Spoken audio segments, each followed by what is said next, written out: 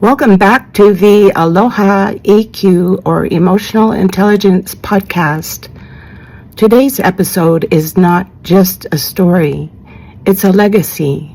It's about sacrifice, the kind that doesn't shout for attention, but quietly shapes lives, families, and even nations. I want to tell you about a boy born in Tonga, surrounded by the rhythm of the ocean, the warmth of family, and the curiosity that would one day carry him across the world. He loved the beach. He loved to swim. He was always taking things apart, trying to understand how they worked, how they moved, how they flew.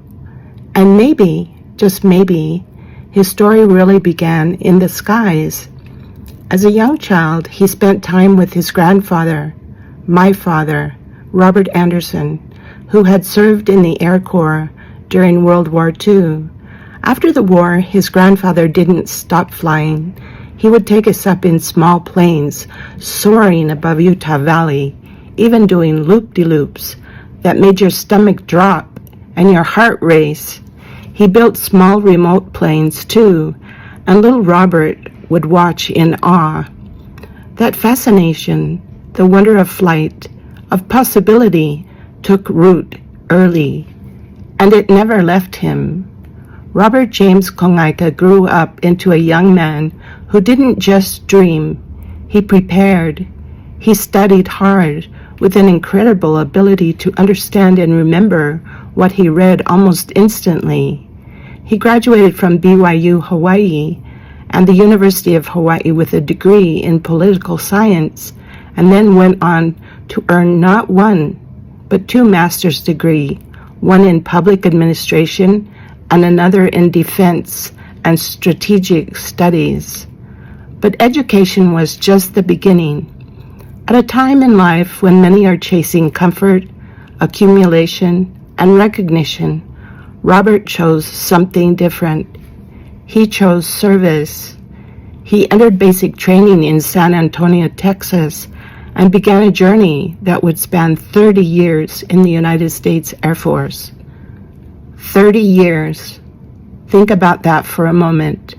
30 years of moving, 30 years of adapting, 30 years of saying goodbye and starting over again. Japan, Egypt, India, Italy, Arizona, Florida, Afghanistan, Korea, and right here in Utah at Hill Air Force Base, where his journey both began and ended. 13 different assignments, each one asking something new of him, each one demanding resilience. But here's what I want every young person listening to understand. This story is not just about rank or achievement.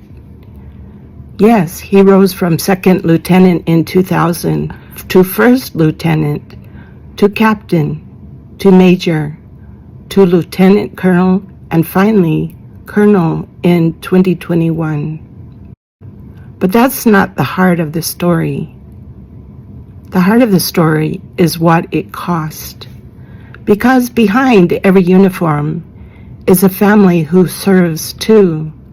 His wife, Abigail, steady, faithful, and strong, stood beside him through it all, through the long months apart, through the uncertainty, through the quiet moments when strength was not optional, it was necessary.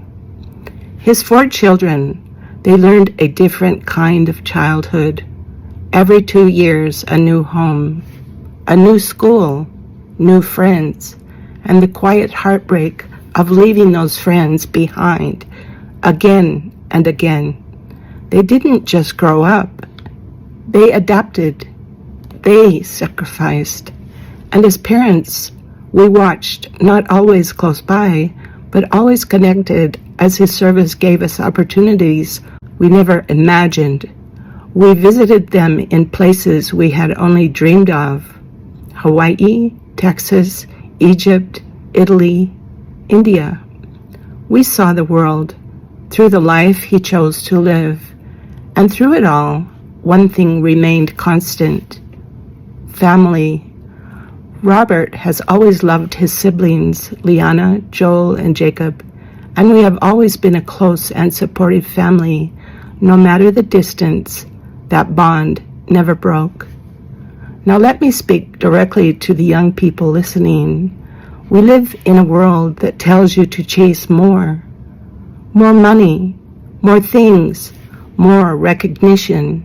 But real fulfillment, the kind that lasts, often comes from something very different.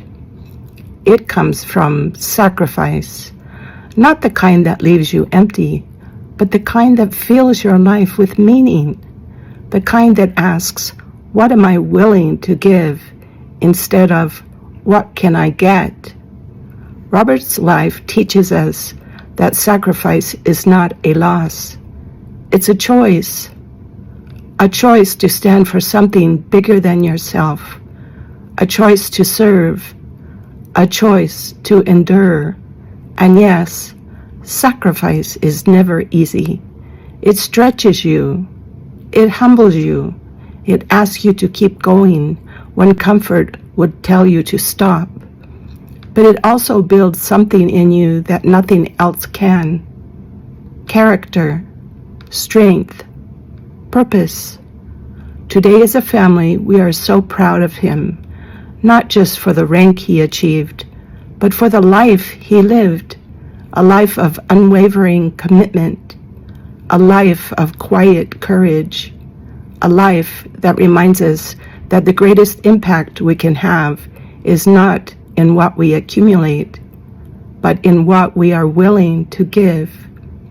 To my son, Colonel Robert James Kongaika, thank you for your service, for your sacrifice, for the example you have set for your children, for our family, and for every young person who hears this story today. And to those listening, may you have the courage to choose a life that matters, even when it's hard, especially when it's hard, because that's where true greatness lives. Like Elton John's sacrifice reminds us, real love is often quiet and costly. It is the kind of devotion that keeps showing up through distance, fatigue, uncertainty, and time. That is the love my son Robert knew from his wife Abigail, and the love his children and our family carried with him through years of service. It was not glamorous, it was not easy, but it was faithful. And maybe that is the deepest lesson for our teens today. A meaningful life is not built by collecting more, but by loving well, giving freely, and standing firm when sacrifice is required. This is an episode of the Aloha EQ or Emotional Intelligence Podcast. I'm your host, Ruth Kongaika, and thanks for listening.